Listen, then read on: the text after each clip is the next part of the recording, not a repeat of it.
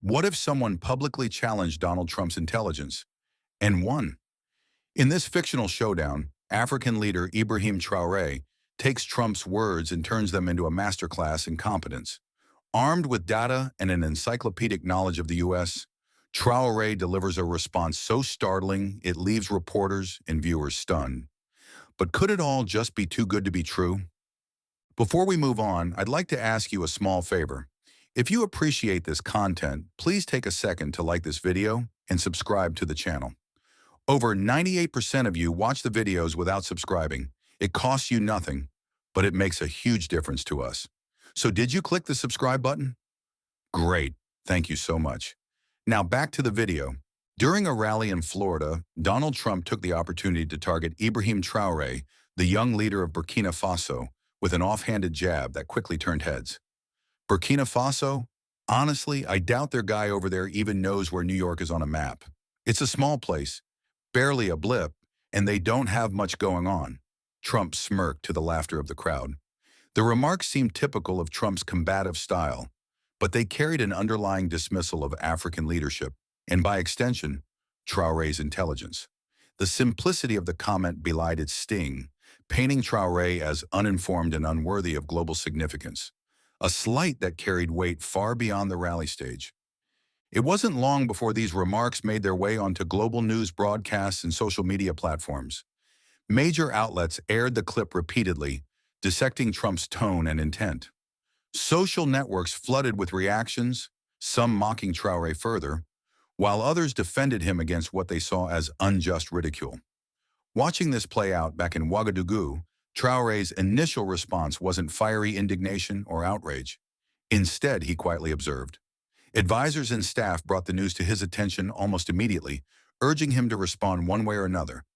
Yet Traoré waved off any impulsive moves. His calm demeanor stood in stark contrast to the fiery atmosphere building in the media. Where some might have fired back on Twitter or issued a hasty press release, Traoré wanted to do something bigger. What came next wasn't just a reaction, but a meticulously planned countermeasure. As the world buzzed with speculation about how Traoré might address Trump's remarks, he made the unexpected choice to face the comments head-on in front of the international press. He signaled his intent with a bold announcement, a press conference set to take place in New York City, a deliberate nod to Trump's global power base. This wasn't just about clearing his name, it was about reshaping the narrative. Traoré wasn't entering the fray lightly. In fact, his legacy in Burkina Faso already reflected an impressive track record. Since taking office, he had overseen ambitious development projects, ones that significantly improved education access and modernized infrastructure in one of the world's most underappreciated regions. Under his leadership, Burkina Faso, often overshadowed internationally, had begun to emerge as a model of steady economic growth in West Africa. It was this foundation, built on undeniable results, that gave him the confidence to go toe-to-toe with Trump on the world stage. His supporters often described him as pragmatic and unshaken by bluster. This moment promised to put those qualities to the ultimate test. As the press conference date neared, the media frenzy amplified. Networks compared the upcoming showdown to past verbal sparring matches Trump had had with figures who fought back in unconventional ways. Yet this felt different. For Traoré, this wasn't just about winning an argument. It was about representing not just himself, but also an entire continent whose leaders are often sidelined in global discourse. Headlines proclaimed it an underdog story, but many commentators stopped short of endorsing him outright. Skepticism lingered. Could Traoré, despite his accomplishments, stand up against Trump's larger-than-life presence and sharp tongue? The stakes were undeniable. For Traoré, this was about defending his credibility in front of an international audience. For Trump, it was another opportunity to solidify his reputation as the ultimate political brawler. The announcement of the press conference alone drew polarized reactions. Some praised Traoré's courage, others dismissed the move as reckless. But one thing was clear across every platform. People were paying attention. Pundits, journalists, and citizens alike debated what Traoré's response could look like and whether he had the ability to match Trump's sheer force of personality. As the anticipation reached its peak, whispers began circulating about the scale of Traoré's planned response. He remained tight-lipped about the details, which only added to the intrigue. Yet behind closed doors, those in his inner circle knew one thing for certain. This wasn't going to be just another forgettable diplomatic confrontation. It was poised to be a moment that people would remember. The press conference was held in one of New York City's most massive venues, a hall in JFK International Airport that had been repurposed for the occasion. Reporters from every major network were scrambling for position, their microphones and cameras swarming the front of the stage.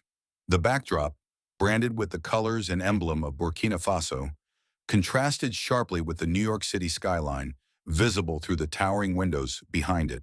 From the moment Traoré's announcement was made, the media frenzy had been unstoppable, and now the room hummed with anticipation.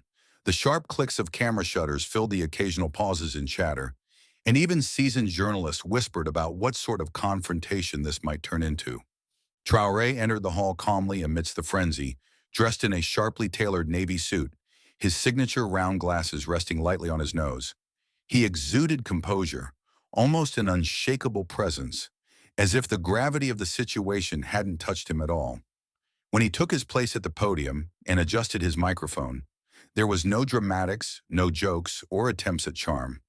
Instead, his first words set the tone. "I am here today to speak with clarity, precision, and respect, qualities that every leader should embody." The room quieted instantly. He began his presentation simply, a slide appearing behind him with bold text that read, "Leadership by Numbers." The screens flanking the stage lit up with charts and graphs, visual aids prepared with meticulous clarity. Traoré walked the audience through each one, starting broadly with comparisons of economic growth rates during his tenure to those of the United States under various administrations. "Since 2022, he said evenly, gesturing to a sharply rising line on the graph behind him, Burkina Faso's GDP has grown by 6.3%. Modest but steady. By contrast, if we look at comparable periods, the United States, despite its scale and influence, struggled to maintain 3%. Next came a chart on poverty reduction. Traoré cited specific programs he had championed, pointing to a 17% drop in Burkina Faso's poverty rate over 5 years. He let the numbers speak for themselves, but couldn't resist framing the contrast. At its core, he stated, the strength of any nation lies in how effectively it lifts its people out of hardship. By that measure, Burkina Faso, a small country as it's often called, has achieved monumental progress. A low hum of murmurs rippled through the audience, some reporters leaning toward their colleagues, trying to reconcile the numbers in front of them with their expectations. As he transitioned to employment, Traoré's tone shifted slightly, becoming more direct. Bar charts filled the screens, illustrating sharp reductions in unemployment in West Africa. Traoré paused, scanning the audience. "Leadership," he said carefully, "is about creating opportunity, not just claiming credit for success. I invite comparisons, but only if they're built on facts. Look at the numbers. That's all I ask." The murmurs grew noticeably louder, and Traoré let the space breathe before moving to his final and most jaw-dropping segment.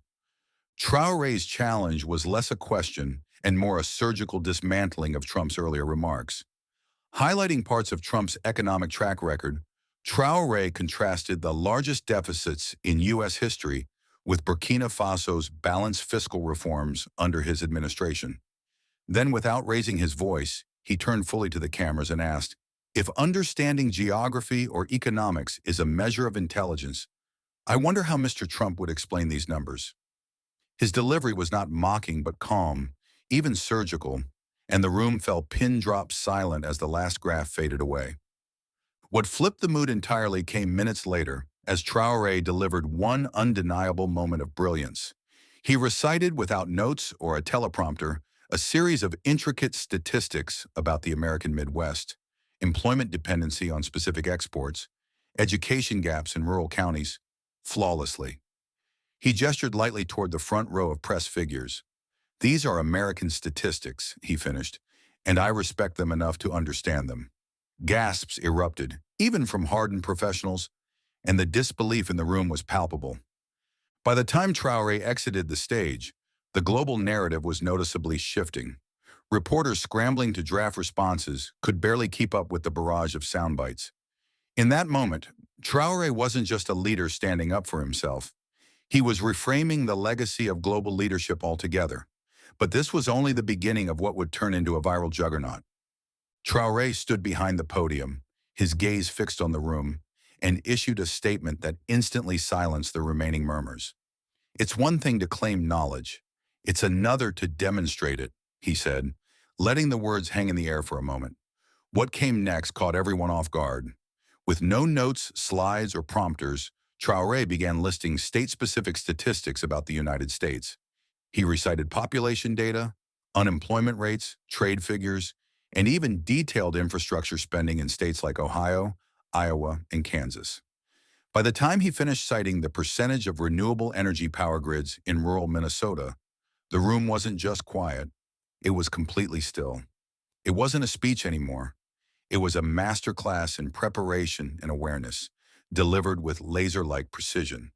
The tension was palpable as Traoré paused, scanning the stunned faces in front of him. "This isn't my country," he said, his voice steady, "but I have invested the time and respect to understand it. Can the same be said for those who speak so casually about mine?" He didn't need to name Trump directly. The implied challenge reverberated through the room, raising the stakes in an unexpectedly personal and intellectual way. For all the statements and gestures made during political disputes, this was different. It wasn't bravado or provocation. It was pure substance. Reporters scrambled to take notes or type furiously on their laptops. But the reaction of the room told its own story first. Some journalists nodded faintly, still absorbing the sheer audacity of the demonstration. Others leaned toward each other, whispering phrases like, "Did he just really?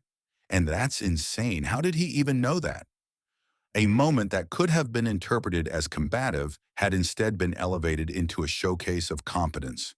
Even those who seemed initially skeptical couldn't hide their acknowledgement when applause broke out from a section of the room after his closing sentence. The event was already monumental in scope, but its reach multiplied exponentially within hours.